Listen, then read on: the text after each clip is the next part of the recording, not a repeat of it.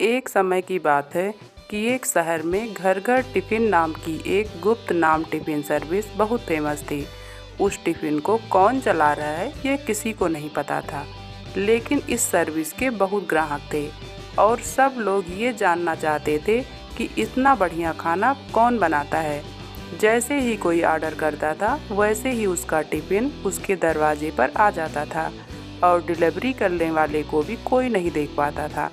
एक बार रिया नाम की एक लड़की थी। उसका एडमिशन उसी शहर के एक मशहूर कॉलेज में हुआ था। रिया बहुत तेज थी। उसका दिमाग हमेशा उल्टी सीधी चीज़ों में लगा रहता था। रिया एक यूट्यूब चैनल चलाती थी। उस पर वह अजीब तरह की रहस्यमय भूतिया चीज़ों के बारे में डालती रहती और उस पर व्यूज भी बहुत ज़्यादा आते थे।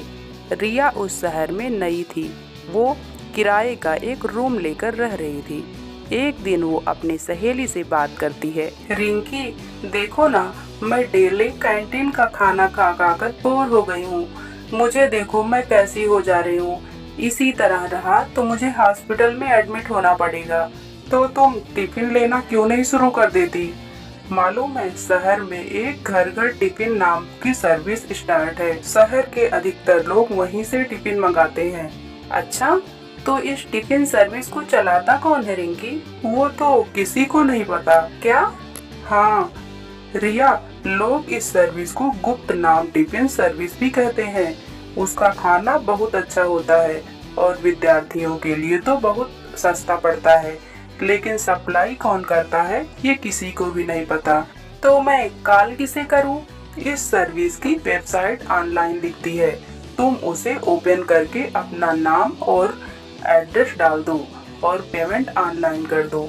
तुम्हारा टिफिन तुम्हारे दरवाजे पर आ जाएगा। अच्छा, तब तो बहुत अच्छा है। मैं अभी ट्राई करती हूँ। रिया, अब मैं चलती हूँ। रिंकी के जाने के बाद रिया भी वहाँ से घर चली जाती है। रिया घर जाकर उस वेबसाइट को खोलती है और अपना नाम और पता डाल देती है। कुछ देर बाद उसकी डोरबेल बजती है। रिया जाकर डोर खोलती है तो बाहर उसे कोई नहीं दिखता और टिफिन उसके दरवाजे पर रखा रहता है। उसे कौन रख कर गया देख नहीं पाती। यहाँ पर इतना जल्दी टिफिन रखकर कौन गया होगा? कोई बात नहीं, चलो खाना खाकर देखती हूँ कि इसका स्वाद कैसा है। रिया जब टिफिन खोलती है तो उस खाने की खुशबू बहुत ही अच्छी रहती है। रिया को वो खाना बहुत पसंद आता है। अब उसका दिमाग सिर्फ एक चीज़ में लगा था कि खाना किसने बनाया है और टिफिन को लेकर किसने आया था। और वो सोचती है, अगर मैं ये पता लगा लूँ कि ये गुप्त नाम की टिफिन कौन चला रहा है और अपने चैनल पर डाल दूँ तो मैं फेमस हो जाऊंगी और व्यू भी बहुत आएगा। अब तो मैं ये पता लगा कर ही रहूंगी कि इस सर्विस के साथ कौन है। अगले दिन रिया का टिफिन फिर उसी समय आता है। अब की बार फिर रिया को नहीं पता चल पाता कि टिफिन कौन लाया है। कुछ दिनों बाद ऐसे ही चलता रहता है। फिर रिया एक दिन हट कर लेती है। अब चाहे जो भी हो, अब तो मैं पता लगा कर ही रहूंगी कि वो कौन है जो टिफिन तो लाता है लेकिन दिखता नहीं है। आखिर कौन है वो? अगले दिन जब टिफिन आने का समय होता है तो रिया बाहर छुप कर देखती है। एक औरत आती है और चुपचाप टिफिन रखकर चली जाती है। रिया उसका पीछा करती है और देखती है कि एक औरत स्कूटी से जाती है, तो रिया भी अपनी स्कूटी से उसका पीछा करती है। आज तो मैं इस टिफिन वाली का पता लगा कर ही रहूंगी। ये कहाँ जा रही है? ये तो शहर के बाहर की तरफ जा रही है। वो औरत शहर के बाहर एक खंडहर के पास जाकर रुक जाती है। वहाँ देखकर ये लगता था बिजली और पानी की व्यवस्था भी होती है कि नहीं। वहाँ काफ़ी सुनसान था। रिया अपनी गाड़ी थोड़ी दूर खड़ी कर देती है और छुपकर देखने लगती है। औरत अंदर जाती है। ये इस खंडहर में क्यों जा रही है? यहाँ पर कोई काम कैसे कर पाएगा, वो भी टिफिन सर्विस। रिया खिड़की के पास से झांकने लगती है। वो अपना कैमरा खोलकर रिकॉर्ड करने लगती है। उसे जो दिखाई देता है वो देखकर रिया हैरान हो जाती है। वो औरत अंदर जाकर एक चुड़ैल में बदल जाती है और वहाँ पर ढेर सारा टिफिन और सामान रखा था। ये सब देखकर रिया समझ नहीं पाती कि वो क्या करे। तभी चुड़ैल का निगाह उस खिड़की पर पड़ती है। अरे, कौन है वहाँ? जल्दी अंदर आ जाओ, नहीं तो जान लेना। रिया चुड़ैल की आवाज़ सुनकर डर जाती है, लेकिन वो हिम्मत करके अंदर जाती है। कौन हो तुम? यहाँ क्यों आई? और तुमने सब रिकॉर्ड क्यों किया? सब सही सही बताओ, नहीं तो मैं छोड़ूंगी नहीं। नहीं नहीं, वो क्या वो नहीं नहीं? ऐसा है, मैं तुमसे टिफिन मंगाती हूँ काफी दिनों से, और मैं जानना चाहती हूँ कि कौन इतना अच्छा खाना बनाता है, इसलिए मैं तुम्हारी पीछे आई। मुझे लगा कि अगर मैं ये पता लगा लूंगी ये टिफिन सर्विस कौन चला रहा है तो मेरे चैनल पर व्यूज बहुत आएंगे। अब तो मैं तुम्हें छोड़ूंगी नहीं। तुम्हारी हिम्मत कैसे हुई मेरे पीछे आने की? अब बताओ क्या करूं? तुम्हारे साथ मार दूं या छोड़ दूं? इतना कहकर चुड़ैल एक बड़ा सा चाकू उठाती है। रिया चाकू को देखकर डर जाती है और चुड़ैल से कहती है, अरे रुक जाओ, मुझे क्यों मार रही हो? अगर मुझे कुछ हो गया तो मेरा चैनल कौन चलाएगा? ओहो, यहाँ तुम मरने वाली थी और तुम्हारे चैनल की पड़ी है।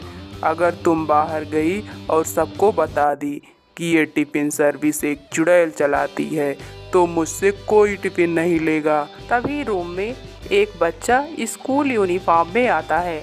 वो जब ये देखता है कि चुड़ैल के हाथ में चाकू है, रिया डरी हुई रहती है। वो बोलती है, बच्चे यहाँ क्यों आ गए? घर जाओ, नहीं तो ये चुड़ैल मार डालेगी। बच्चा रिया की बातों पर ध्यान नहीं देता और वो चुड़ैल के पास चला जाता है। रिया ये सब देखकर हैरान थी। नहीं मेरा बच्चा, ऐसा कुछ नहीं होगा। मैं इसे यहाँ से जाने नहीं दूंगी और ये किसी को कुछ नहीं बता पाएगी। परेशान मत हो। क्या ये चुड़ैल तुम्हारी माँ है? हाँ, ये मेरा बेटा है। कुछ साल पहले मेरी शादी हुई थी, लेकिन मेरा पति मुझे बहुत मारता था। पहले मुझे लगता था कि अगर बच्चा हो जाएगा तो शायद वो मुझे मारना बंद कर दे, पर ऐसा कुछ नहीं हुआ। वो मेरे बच्चे को भी मारता था। खुद तो कुछ नहीं करता, अगर मैं कहती कुछ करने को तो मुझे मारता था। तो मैंने सोचा कि इसे मैं तलाक दे दूंगी। किसी तरह मैं तलाक दे पाई और ये टिफ़िन सर्विस शुरू कर दी और अब मैं ये काम कर रही हूँ। उसने गुस्से में आकर मुझे और मेरे परिवार को मार डाला। मेरा बेटा उस समय स्कूल में था, इसलिए बच गया और मैं चुड़ैल बन गई। अब मुझे अपने बेटे की चिंता होती है। मैं इसे अपने साथ इस खंडहर में ले आई। यहाँ मेरा पति मेरे बच्चे को नहीं ढूंढ सकता। मैं इसे अच्छे से पढ़ाना चाहती हूँ। उसके लिए मुझे पैसे चाहिए थे और मैंने टिफ़िन शुरू किया। अगर ये सबको पता चल गया कि ये टिफ़िन सर्विस कोई चुड़ैल चलाती है तो कोई मुझसे टिफ़िन नहीं लेगा और मेरा बच्चा पढ़ नहीं पाएगा और भूखों मर जाएगा। मैं सब समझ रही हूँ, तुम चिंता मत करो चुड़ैल। मैं किसी को कुछ नहीं बताऊंगी। तुम अपनी टिफ़िन सर्विस ऐसे ही चलाना। मुझे माफ़ कर दो, मैं वो वीडियो डिलीट कर दे रही हूँ। ठीक है, तुम जाओ, लेकिन अगर किसी को इस बारे में बताया तो? नहीं, मैं ऐसा नहीं करूँगी और मेरा टिफ़िन मुझे टाइम पर दे देना। और दोनों खुश हो जाते हैं। इस तरह वो टिफ़िन सर्विस गुप्त नाम टिफ़िन ही रह जाती है।